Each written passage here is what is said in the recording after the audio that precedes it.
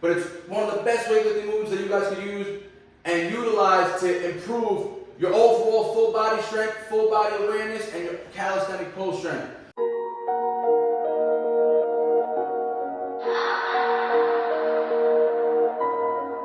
None of y'all stopping me, don't need to ask. Chopping trees, planting seeds, plotting schemes, crossing lines, dotting T's. Lines are blurred, I cannot see. Before I die, I'm top 3. Before I die, I'm top 3. He's telling me how many reps I gotta do. Okay.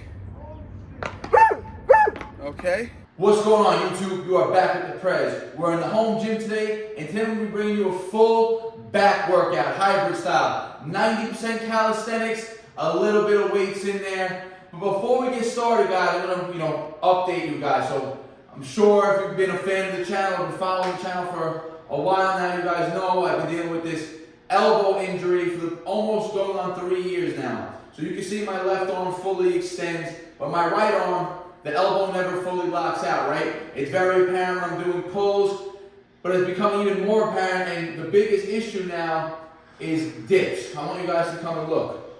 Watch me in dip lockout. Try to get a good angle here. This is me just holding straight up. And you guys can see, I'm sure, this right shoulder looks all wacky, right? All out of alignment, all messed up, right?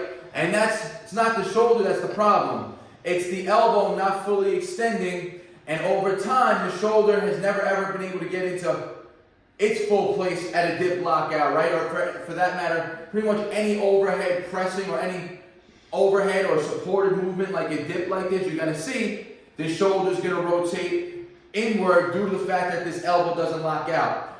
So I could train pretty much everything, but the only thing I can't train is dips. I could train them, but they're uncomfortable and I'm gonna be very inefficient at them, right? And it's been a big factor, honestly, when I was competing for my 1 rep max competition. This has been an issue too. And that was my limiting factor to building up more weight, right? Was that stability at lockout. So I'm going to be doing more now like a pull, push, legs type of split where I can work on straight pull muscles in one workout, push muscles in another workout, and I can, avoid movements that are going to aggravate this shoulder and elbow anymore, right? So, and I went and got x-rays. The end result is I need to get bone scraped out of the elbow. I had bone form in the joint. That's what's causing the stiffness. They pinpointed that my elbow shattered a couple of years ago when I had an injury. That's what's causing the stiffness now. New bone form, preventing the elbow from slow range motion. So full hybrid style pull workout, guys. Let's get it. All right, guys. So we started today's routine, like I said, straight pull work today with trap bar deadlifts. This is a movement that I haven't trained in a few years. I haven't trained a deadlift in a while, but I've talked about the benefits of deadlifts many times in the past, especially in relation to building a pull strength for your calisthenics, and especially for your calisthenic skills such as front lever. Deadlifts are going to be one of your best movements that are going to mimic that front lever full body engagement. Now I'm using the trap bar here because like I mentioned in the video, my shoulder tends to internally rotate, right? So deadlifting with a barbell in front of me is going to place that shoulder in that weak position. It's going to make it internally rotate more, especially under load. Trap bar keeps the shoulders neutral and keeps the load to the side as opposed to in front of you, right? More of an athletic way to train deadlift. That's where you'll see football players training. Ball players like that, they'll train trap bar deadlifts over traditional deadlifts because of the safety factor and because they're more functional and you can load them up, again, with less risk for injury. And straight from these deadlifts now, like I said, they have a great transition over to that front lever strength, right? At the top of a deadlift, regardless of the trap bar or conventional, you're going to be fully locked out. Arms going to be locked out to your sides, glutes are going to be engaged. Same movement pattern that mimics that locked out position of the front lever. And I'm going to move straight into 3 sets of band-assisted front lever. And you'll see my first 2 sets I did here with the band under my glutes. Typically, I prefer to use the band at my feet because mainly when people are doing front levers, they're failing with the glute engagement, right? But because deadlifts are going to be a lot of glute dominance also, I decided to keep the band under the glutes for the first 2 sets to eliminate that being a factor in the form.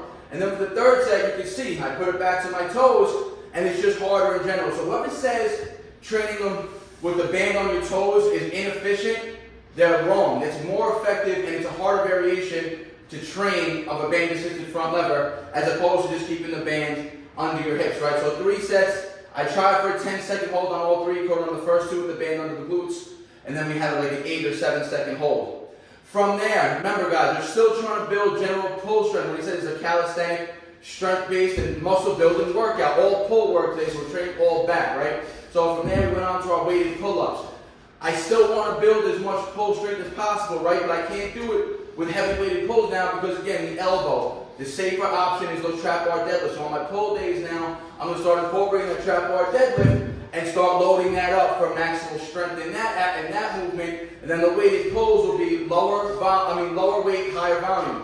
We did 50-pound pulls here. Last week we did 4 sets of 6 with the 50. Natural progression is to go 3 sets of 8, and that's exactly what we hit today with the 50 pounds. And we're moving really well, especially for it being the 3rd movement of the pull day, right? That's already going to have some general fatigue built up from the deadlifts and the front levers. But we're able to close out all 3 sets of 8 with the 50 pounds on our pulls.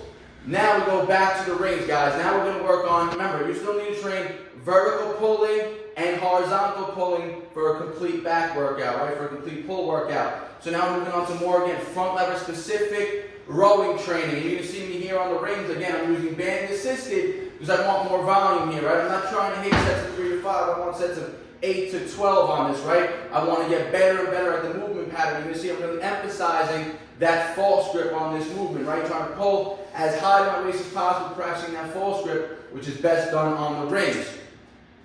And then from there, guys, we decided we did 3 sets of that, and we filmed 2 of those band-assisted ring rows, body weight, and then we finished off the pull routine with some abs and chin-ups. We did 3 rounds, I only filmed this 1. So what we did, ab rollouts on the rings, guys. Ideally, we want these rings lower and a more parallel extension to the floor. But because the wall's in the way here, we can't get that low. So we're using it at the height that's most effective here and still getting crazy lower back and core engagement. You're going to get a nice stretch on those lats and the end range of motion as well. Full stabilization of the upper body, everything's engaged, glutes, full body tension on this exercise. And then we supersetted that with chin-ups. Chin-ups are just done to fatigue the lats even more. Once they're super fatigued from all the pulling, the chin-ups here are more for just, again, added pump. And we did this back-to-back for 3 rounds. Then go 10 on the abs, 8 and 8, and then 10, 10, 8 on the chin-ups. So I hope you guys enjoyed this routine. Full pull workout now, as I'm going to start transitioning now to a more pull-push leg split so I can more effectively work around this injury on my elbow or just avoid movements in general that are going to aggravate it, right? So I'm going to be doing a lot of push-ups, handstand work, but you're not going to see any real dip movements for a while now, guys. So I hope you guys enjoyed this pull workout, hybrid style. Try it out. I promise you, these deadlifts are only going to assist you in your calisthenics. Like I said, this hybrid style, so we included the deadlifts. It is a weightlifting movement, but it's one of the best weightlifting movements that you guys can use and utilize to improve your overall full body strength, full body awareness, and your calisthenic pull strength. So try this routine out, guys. Work to your level. Use weights that are accustomed to your roots, to your level.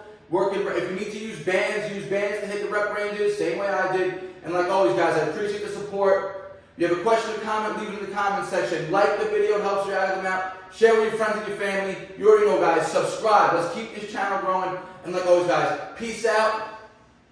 BARNATURALS.